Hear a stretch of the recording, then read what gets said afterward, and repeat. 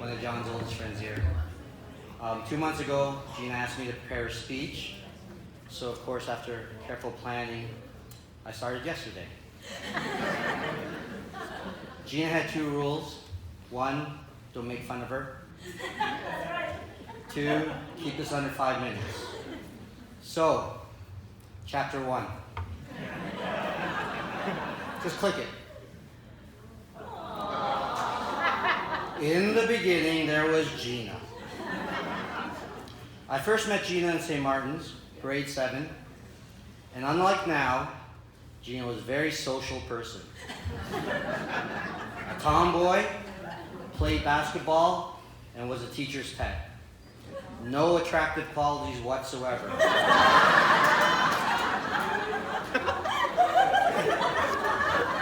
We became friends because we were both, quote, bananas.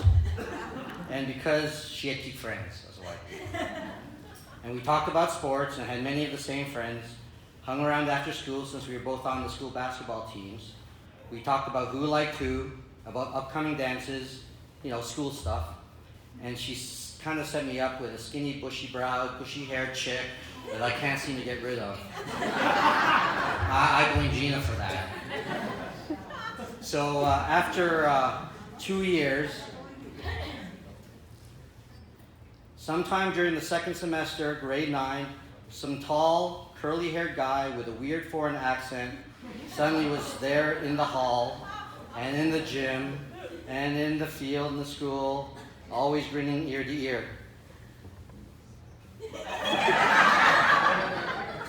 He just kept hanging around wherever Gina was. He introduced me to himself. Hi, I'm John. And I kid you not, I distinctly remember this. He says, "Isn't Gina great?" Damn immigrants, man.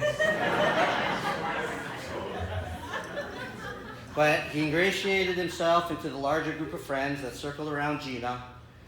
But boy, he was smitten. I felt sorry for him, so I became his friend.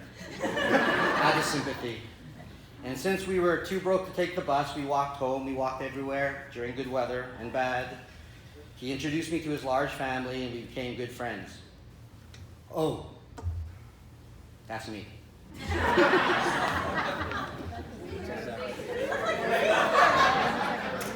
Oh, that's my son there, just in case you're wondering. That's Xavier. It was always about Gina. But here's the thing about Gina. She was a social butterfly, and there were a few other guys who were also interested in her, and she would flirt with them and dance as tightly with them and talk to them on the phone for hours. Everything she did with John, she did with them evenly. No favorites, and it was killing John. But who won? Yeah!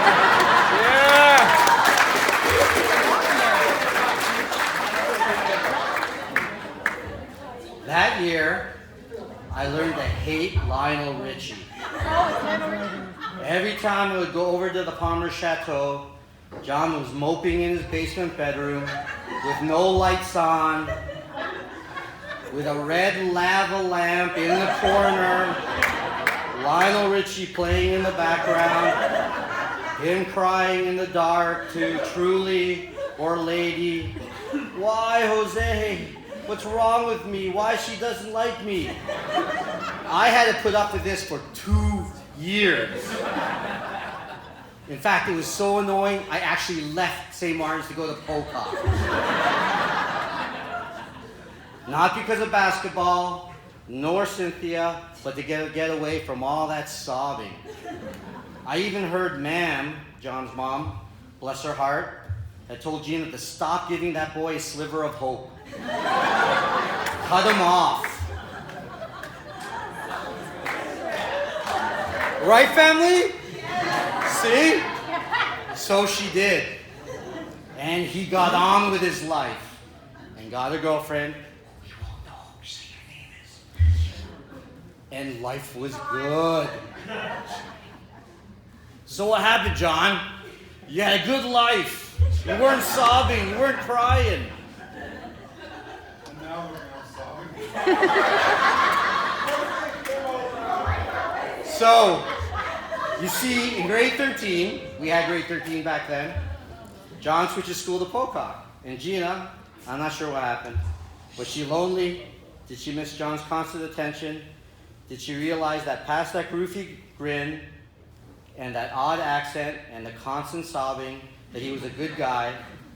Did she discover that he was actually boyfriend material? Did switching from high school to university set her sights for more long-term thinking? Or did John change? Did he become this flaming hunk of a man after high school? So there they were, finally together.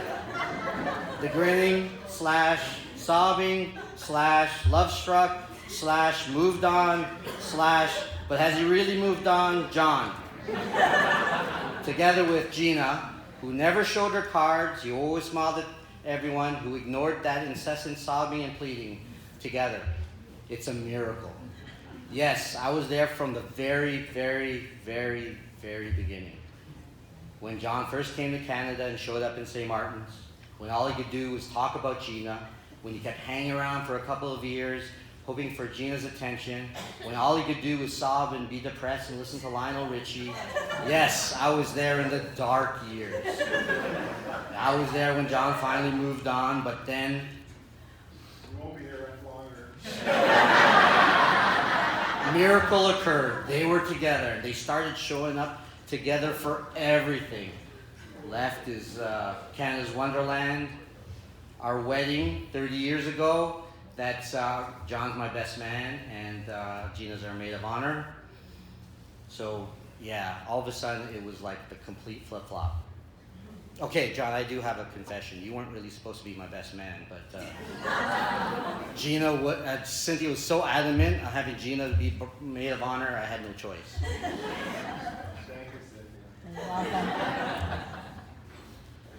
So, click. Yes, 25 years old. These two got married, and that's why we are here. So, to celebrate an event that 37 years ago, I would have said, no effing way this would have happened. So here is what I've learned from these two. Number 1, love conquers all. 2, sometimes nice guys do get the girl. 3, that saying, if you love something, let it go. Damn, that's actually true. 4, John's absence does make the heart grow fonder. And 5, and this is the most important one, everyone, never put money down against Gina in a chugging contest. That's a serious lesson you got there. So I'd like to finish off with one of my favorite wishes to this beautiful couple. I wish you enough. I wish you enough sun to keep your attitude bright. I wish you enough rain to appreciate the sun more. I wish you enough happiness to keep your spirits alive. I wish you enough pain so that the smallest joys in life appear much bigger. I wish you enough gain to satisfy your wanting. I wish you enough loss to appreciate all you possess. I wish you enough hellos to you through the final goodbye. Sorry, I wish you enough hellos to get you through the final goodbye. To another 25 years. Slancha.